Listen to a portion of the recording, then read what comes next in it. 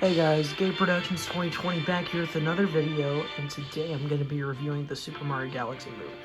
Now, typically I don't do reviews for movies, but I've been very vocal in other people's community posts on how hesitant I've been for the movie, so I just thought I'd give my review because I was able to see it today at the time of me recording, which is also my birthday.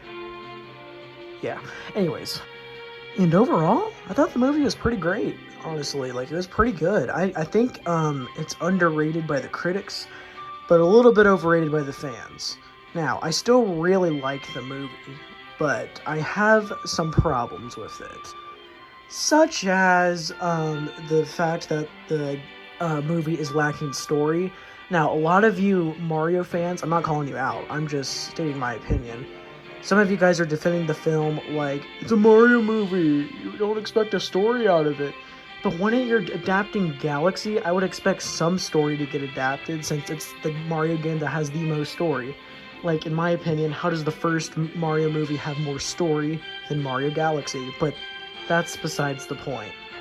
But like I said, I'm very high on the movie. I am happy that the Mario Brothers are together throughout the movie, unlike the first one. That was great. Like, having Yoshi with them too. Yoshi was great, but we'll get into that. But yeah, it was a good time. And I'm not gonna lie, Fox McCloud was a little bit overrated. Overhyped, I guess you could say. And that's mainly because, like, that's the biggest positives I've seen with these Galaxy movie reviews. And I just couldn't disagree more. No, I'm not saying he was bad. It's just that I feel like they could have used a different character to get them to fly around or in a spaceship or something like that. Because to me, I feel like Fox McCloud kind of takes away a little bit of the movie. Not a lot, though. I thought Bowser Jr. was great. He was adapted pretty much on point from the games. I don't really like him in the games, and so yeah. But they made him better in the movie. Honestly, like, I really like how he never gave up on his dad. He wasn't a rebellious kid like that cliche in kids' movies. Bowser was great, too. Like, I liked the idea they went for him in here.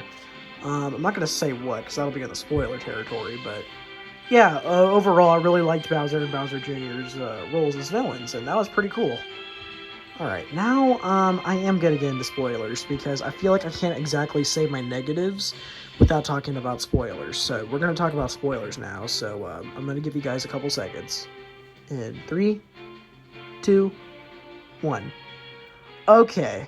Drybones Bowser's in the movie. Yeah, that was cool as heck, dude. Like, was not expecting that. Like, that was so cool. And then we got Fury Bowser Jr. in the final battle. Like, oh my gosh, what a final battle.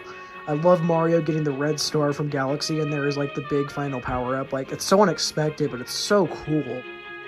One of my negatives with the movie is Peach herself. I have not been a fan of how they've adapted Peach.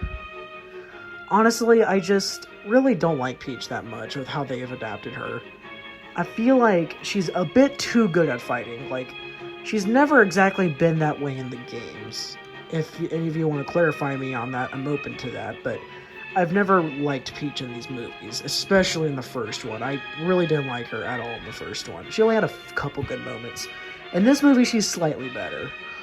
One of my complaints with Peach that I really don't like about these movies is that sometimes she takes away from Mario. That's just how I feel. I'm like, especially in the first movie, like, she really did take away from Mario at points. And she did at points in this movie, but I'm glad they made Mario more of a hero this time around. He was in the first one, but it's really shown off here in the Galaxy movie, which I'm a big fan of. Oh, and Yoshi. I really liked Yoshi in this movie. Like, they did him really well. I've seen some reviews said that he was underutilized. I disagree. I think he was utilized to his fullest potential, and I think he was awesome in the movie. Oh yeah, and the beef between Toad and Yoshi was pretty funny. I thought that was pretty good. Alright, now a big thing. Rosalina. So, when the Galaxy movie got announced, I actually didn't play Mario Galaxy in its full entirety until, like, it released on Switch 1. I think I got it the day it released. The new versions, and I played through it, beat the whole game, and dude, I loved it. The storybook was awesome, and I was expecting them to adapt it in the movie, and that's one of my problems. They really changed some things up. one thing this ties back into the whole story thing with Mario is I don't think they should be too afraid to tell a good story.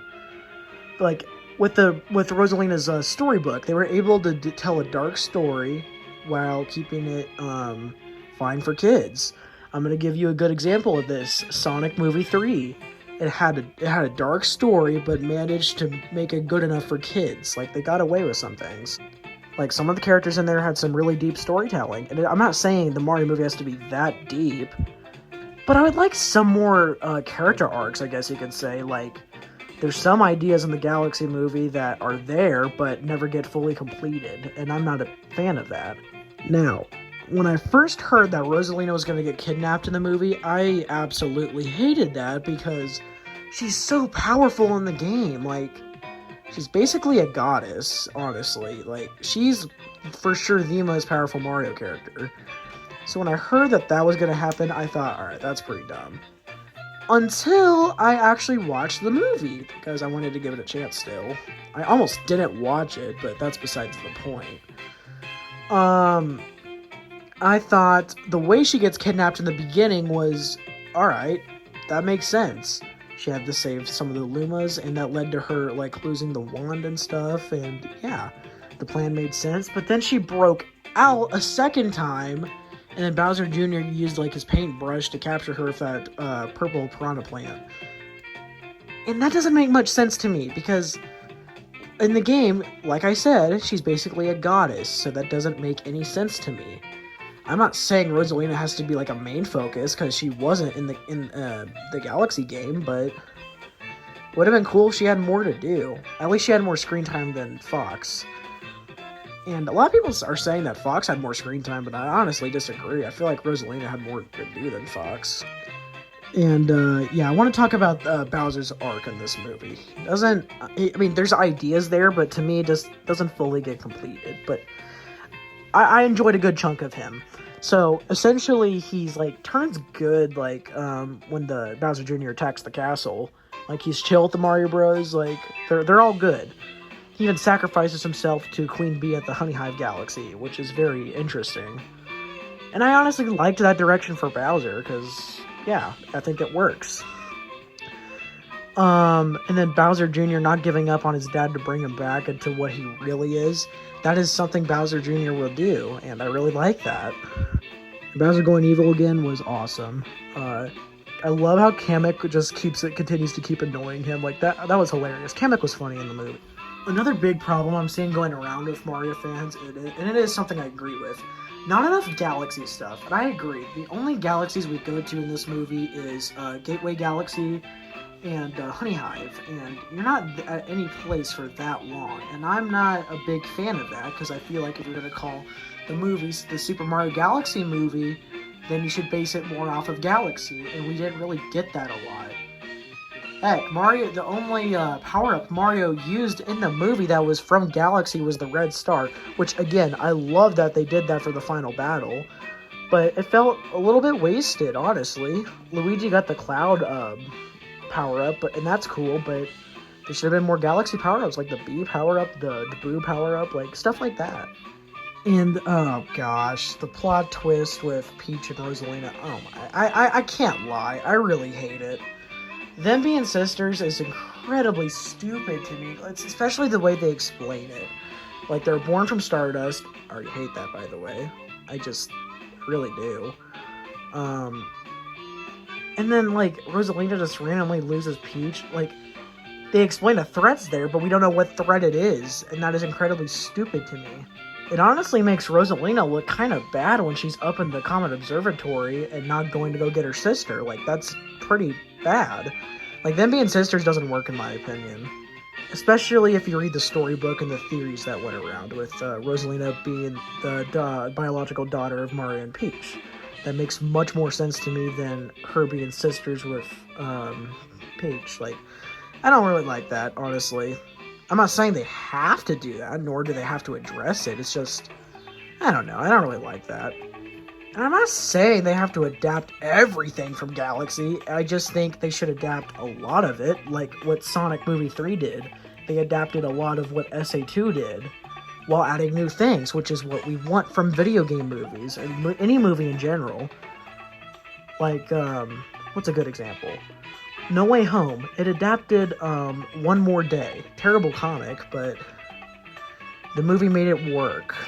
And if you guys have seen No Way Home and like it, you would get it.